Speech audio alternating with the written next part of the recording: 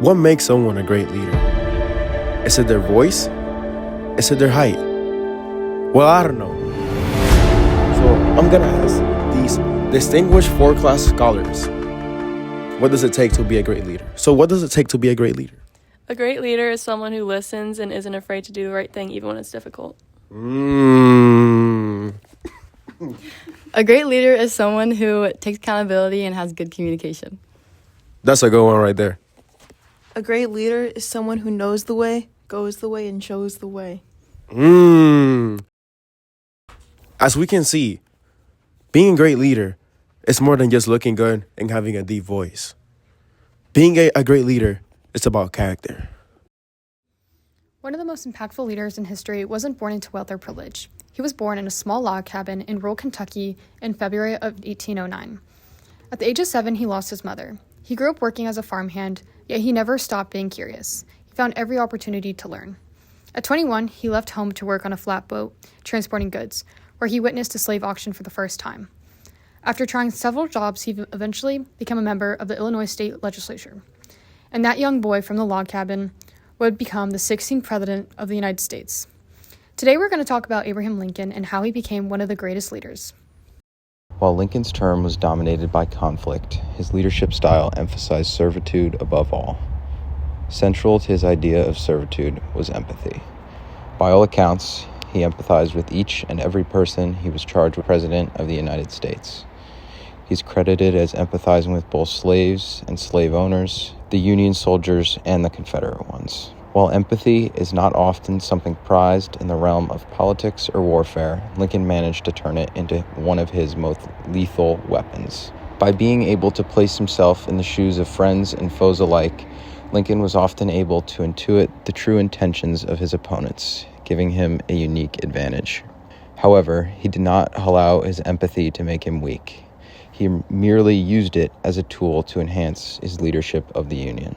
One of the best examples of this was Lincoln allowing the wife of a Confederate colonel to visit her husband in prison, despite wartime policy dictating that this was not allowed.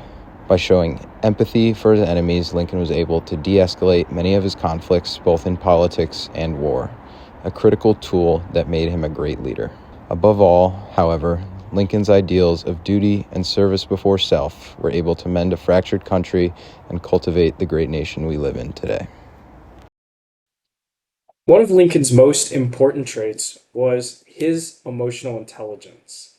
Before his presidency, Lincoln lost a major court case to a well-known lawyer named Edwin Stanton, a man who openly insulted him and thought very little of him. Years later, when Lincoln became president, the War Department was struggling. Instead of holding a grudge, though, Lincoln appointed Stanton as the new Secretary of War, because Stanton was the best person for the job. Lincoln knew about Stanton's fiery behaviors and knew that he would straighten out the Department of War. This demonstrates relationship awareness within Lincoln for recognizing Stanton's passion.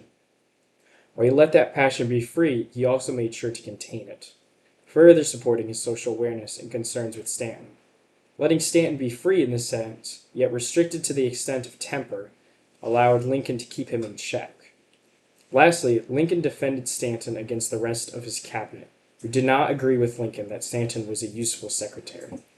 Lincoln's defense demonstrates emotional intelligence through his trust and vulnerability in having Stanton on his staff.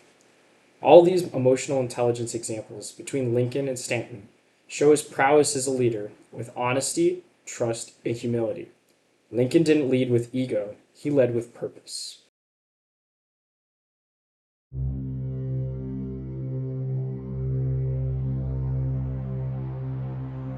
In the Coast Guard, the DIS assessment is a tool that we use to measure how we influence others.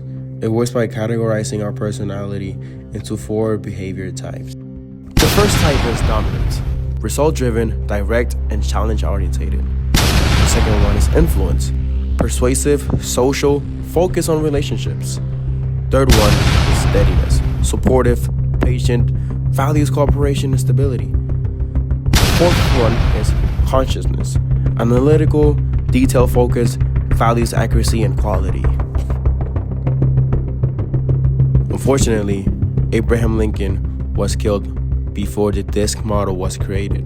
so there's no actual way of getting an accurate representation of his emotional intelligence. However, we can use ChatGPT and past knowledge of Abraham Lincoln in order to get an accurate representation of how his disc model may have looked like.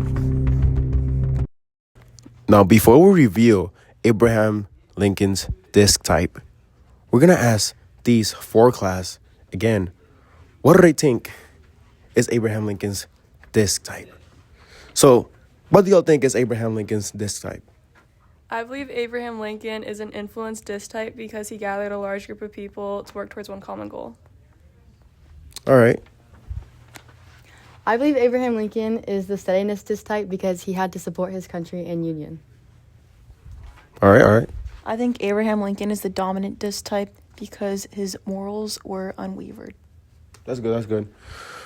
Unfortunately, we went 1-4-3. Abraham Lincoln is not a dominant. He's not an influencer.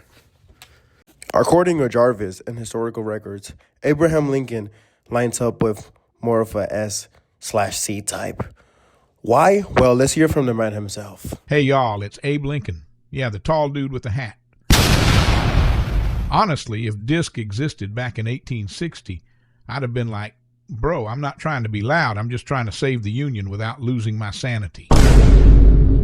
But yeah, calm, analytical, slightly depressed, big hat energy, CS vibes confirmed. When Lincoln became president, he had the responsibility to pick his cabinet members. In the past, and even now, the president usually picks cabinet members that have similar political views, as it creates senior leadership that is united and able to complete tasks efficiently.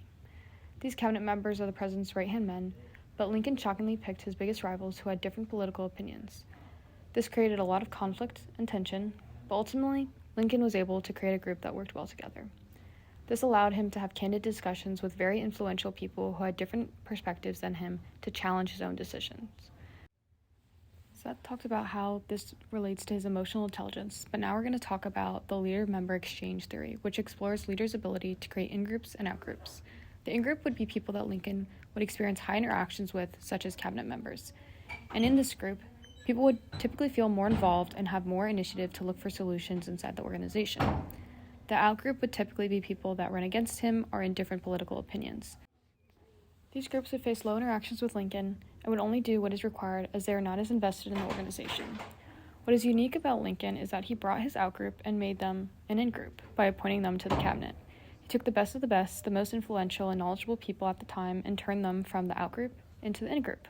While many members of the cabinet ran against him and may have felt they lost the election, they could have played a role in the out-group that doesn't feel involved. However, Lincoln gave them an opportunity to challenge his view and ensure that the talent that those individuals had didn't go to waste at a time when the nation was in crisis.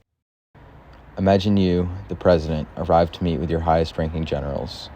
Once you arrive at the camp, one of your advisors informs you that 2 boys, no older than 18, are to be executed tomorrow morning for desertion.